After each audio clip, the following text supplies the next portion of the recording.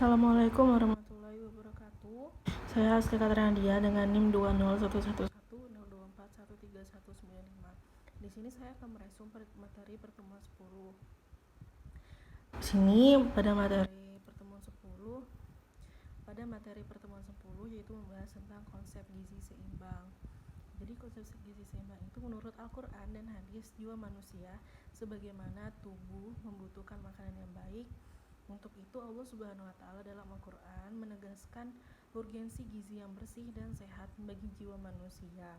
Al-Quran dalam surat Abasa ayat 24 menegaskan, maka hendaklah manusia itu memperhatikan makanannya. Lalu Al-Quran menyebutkan sekitar 49 kali jenis makanan yang menjadi sumber tumbuhan dan 16 kali menyinggung produk olahan hewan dan daging sebagai sumber gizi bagi manusia. Menariknya, Al-Quran menyebutkan bahan makanan olahan nabati 3 kali lebih banyak dari hewani. Lalu ada pula piramida gizi seimbang. Piramida gizi seimbang itu apa sih?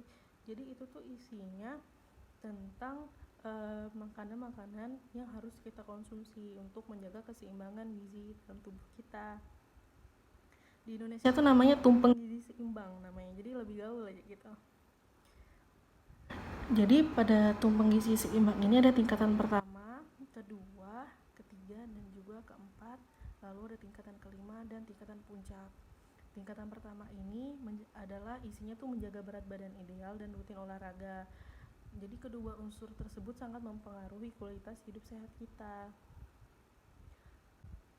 Lalu pada tingkatan kedua, dalam tubuh manusia, air berfungsi sebagai pembentuk sel dan cairan tubuh, pengatur suhu tubuh, kemudian pelarut zat-zat gizi lainnya, dan sebagai pembantu dalam proses pencernaan. Dalam satu hari, tubuh kita itu memerlukan 8 gelas air atau setara dengan 2 liter air.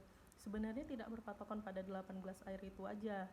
Jadi kita itu bisa ada rumusnya. Jadi dalam kebutuhan air itu mempunyai rumus, yaitu sini ada BB dibagi dengan 30 sama dengan hasilnya per liter.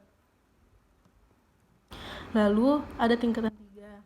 Tingkatan 3 ini berisi dengan makanan-makanan yang merupakan sumber karbohidrat tinggi seperti nasi, kentang, roti, biskuit, jagung, dan juga ubi.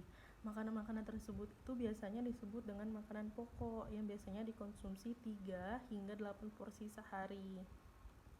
Lalu pada tingkatan 4, sayur-sayuran dan buah-buahan yang merupakan sumber serat, vitamin, dan mineral. Sayur-sayuran sebaiknya dikonsumsi 3 hingga 5 porsi, sedangkan buah-buahan dapat dikonsumsi 2-3 porsi sehari. Pada tingkatan kelima, makanan yang merupakan sumber protein, baik protein nabati maupun protein hewani. Makanan-makanan yang berprotein itu nabati dan hewani ini sebaiknya dikonsumsi 2 hingga 3 porsi per hari. Lalu ada pada tingkatan puncak.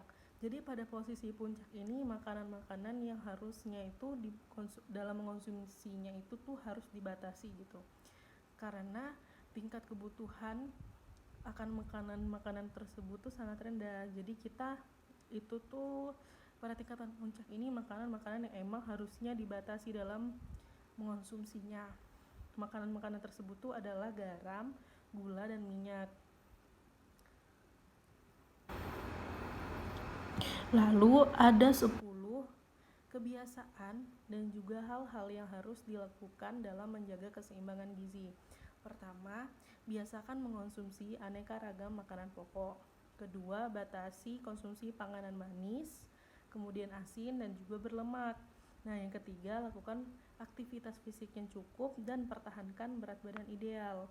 Keempat, biasakan mengonsumsi lauk-lauk yang mengandung protein tinggi.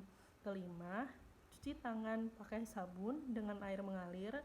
Keenam, biasakan sarapan pagi. Ketujuh, biasakan minum air putih yang cukup dan aman.